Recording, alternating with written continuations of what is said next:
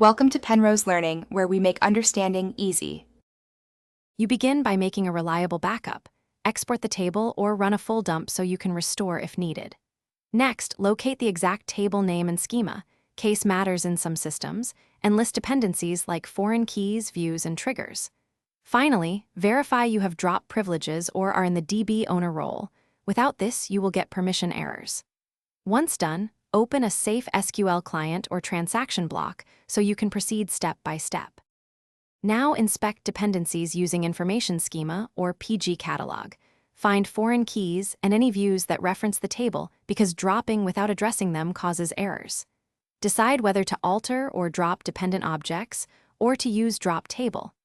Cascade where appropriate. Know the consequences before you do.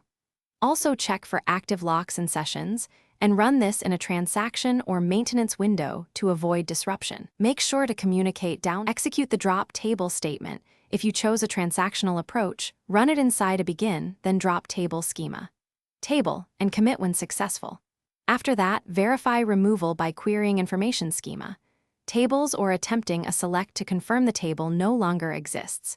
If you used Cascade, double-check that only intended objects were removed.